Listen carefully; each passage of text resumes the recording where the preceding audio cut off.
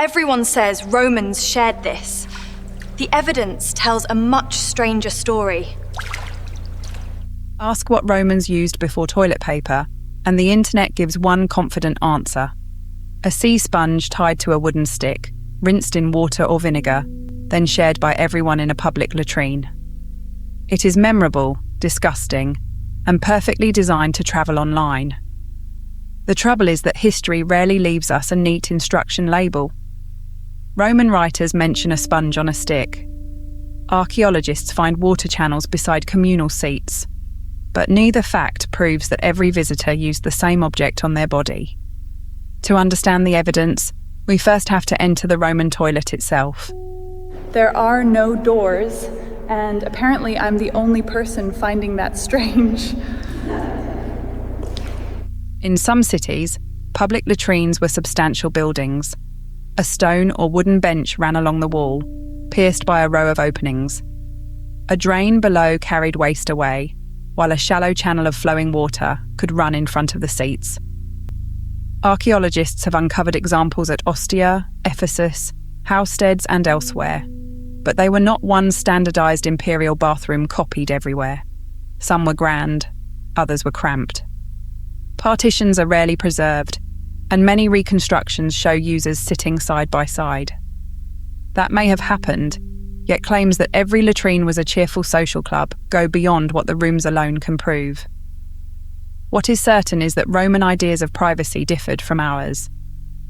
That little channel matters, but it does not prove what the sponge touched. The engineering could be impressive. Aqueducts fed fountains and baths. Drains moved water beneath streets. In favourable locations, a steady flow helped carry material from a latrine toward a sewer or cesspit. Attendants cleared blockages and maintained channels with ordinary wooden tools. Yet a drain was not a modern treatment plant. Waste could collect, overflow, or be removed by hand. Bad smells, insects, rats, and gases remained part of city life. The system also depended on status and geography. A wealthy bath complex might have abundant water, while a crowded apartment relied on a chamber pot and a difficult trip downstairs.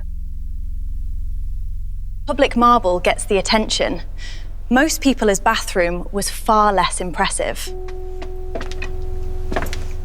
The marble public toilet dominates modern images because stone survives.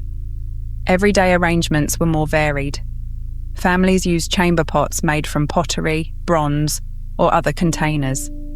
Shops and upper-floor apartments could have simple seats over vessels or small cesspits. Servants and residents carried covered pots to collection points.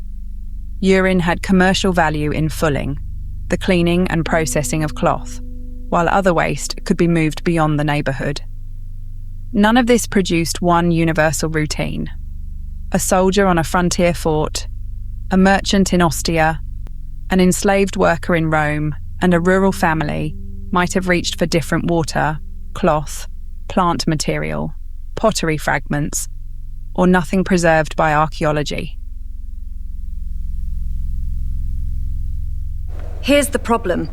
No Roman left us a clear instruction manual.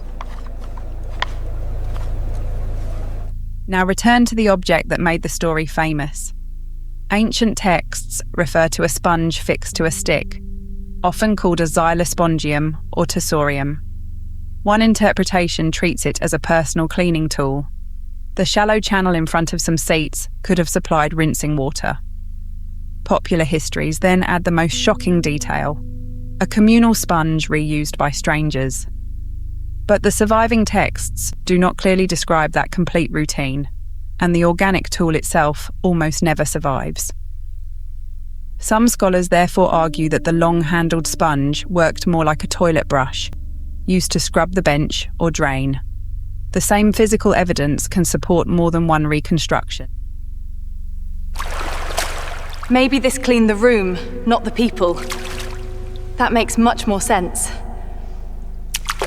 Personal cleaning materials are unusually difficult to recover. Water leaves no artifact. Cloth decays or is recycled. Leaves, moss, wool, and plant fibres vanish unless conditions are exceptional. Small pottery fragments survive, but their purpose can be debated unless wear, residue, location, or writing gives a clue. Wealth also mattered.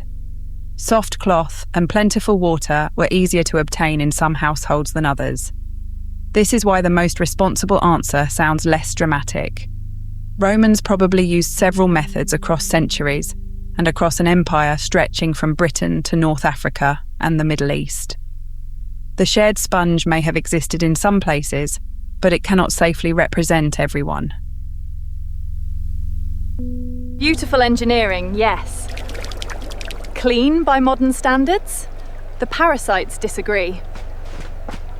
There is another reason to question the clean, efficient picture. Researchers studying Roman latrines, sewers, and coprolites have repeatedly found intestinal parasites. Whipworm and roundworm were widespread. Evidence also points to dysentery-causing organisms and tapeworm infections. Public baths, aqueducts, and drains made urban life possible, but they did not eliminate contaminated food, water, hands, soil, or fertilizer. Shared facilities could move pathogens as easily as they moved waste. A 2016 synthesis concluded that Roman sanitation brought no clear reduction in parasite levels compared with earlier periods. The polished stone room could look civilized while invisible infections circulated through the population. The newest evidence comes from something far less glamorous than an aqueduct.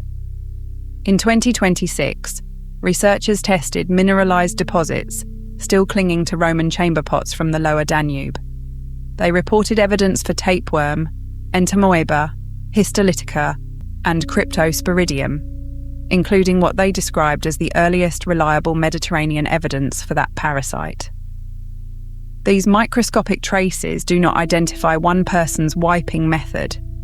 They reveal the health conditions surrounding ordinary sanitation. So what did Romans use before toilet paper? Sometimes water, cloth, absorbent or scraping materials, and perhaps a sponge on a stick. The exact answer changed with place, wealth, and circumstance. The viral version gives us one revolting object. Archaeology gives us a more useful lesson. Ordinary habits leave incomplete evidence, and confidence can survive much longer than proof. The honest answer is less viral. Different Romans probably used different solutions.